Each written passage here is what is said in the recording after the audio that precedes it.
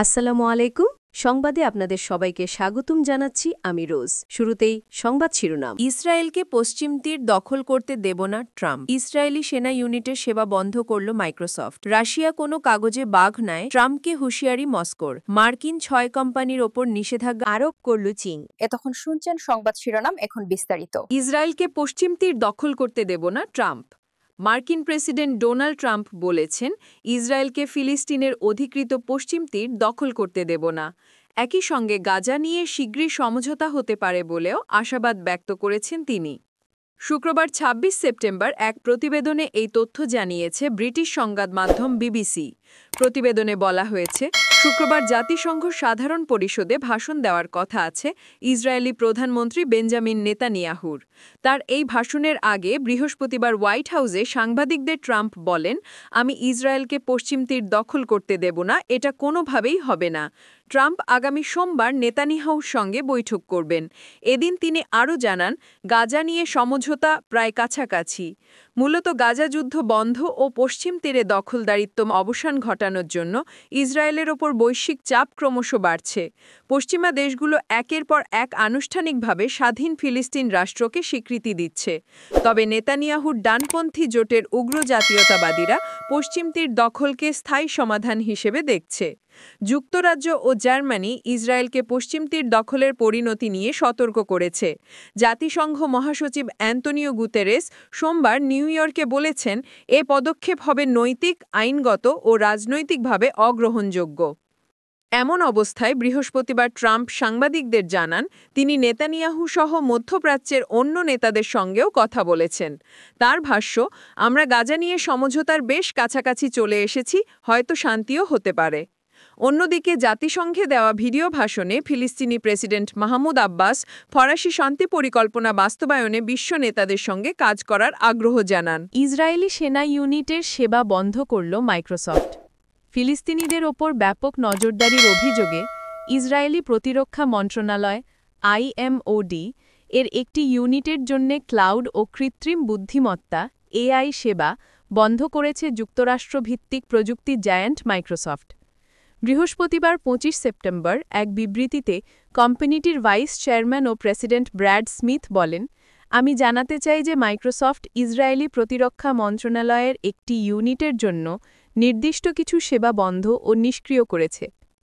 এই পদক্ষেপের পেছনে রয়েছে গত ৬ আগস্ট দ্য গার্ডিয়ানে প্রকাশিত একটি প্রতিবেদন। সেখানে দাবি করা হয়, ইসরায়েলি সেনাবাহিনী গাজার ভূখণ্ড ও পশ্চিম তীরের লক্ষ লক্ষ ফিলিস্তিনির ফোন কল নজরদারির জন্য মাইক্রোসফটের ক্লাউড প্ল্যাটফর্ম অ্যাজুয়ার ব্যবহার করছে। বিবৃতিতে স্মিথ বলেন, মাইক্রোসফট অভিযোগগুলো দুটি মূলনীতির ভিত্তিতে পর্যালোচনা করেছে। এর একটি হল প্রতিষ্ঠানটি কোনোভাবেই বেসামরিক নাগরিকদের ওপর ব্যাপক নজরদারি চালানোর জন্য প্রযুক্তি সরবরাহ করে না।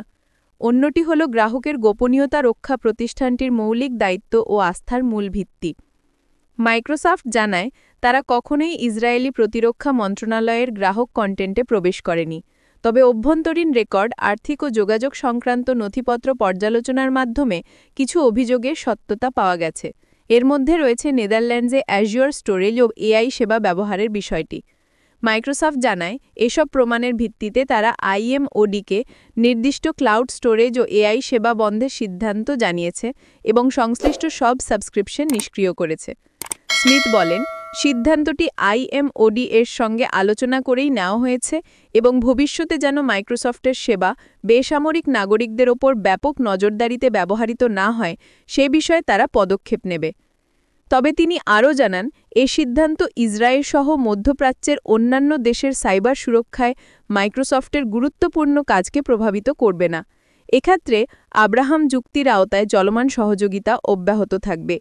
দ্য গার্ডিয়ানকে ধন্যবাদ জানিয়ে স্মিথ বলেন, এই পর্যালোচনা এখনও চলমান এবং আগামী দিনগুলোতে এ বিষয়ে আরও বিস্তারিত জানানো হবে। রাশিয়া কোনো কাগজে বাঘ নয়, ট্রাম্পকে হুঁশিয়ারি মস্কোর। মার্কিন প্রেসিডেন্ট ডোনাল্ড ট্রাম্পের জাতিসংঘের সাধারণ অধিবেশনে দেয়া মন্তব্যের প্রতিক্রিয়ায় ক্রেমলিন বলেছে, রাশিয়াকে কখনোই কাগজে বাঘ বলা যায় না, বরং এটি একটি সত্যিকারের ভালুক। বুধবার ২৪ সেপ্টেম্বর এক প্রতিবেদনে এ খবর দিয়েছে বিবিসি।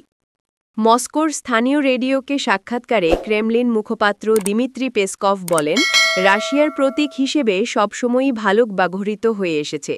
তিনি ট্রাম্পের মন্তব্যকে ইউক্রেনের প্রেসিডেন্ট ভলোদিমির জেলেন্সকির সঙ্গে বৈঠকের প্রভাব হিসেবেও উল্লেখ করেন।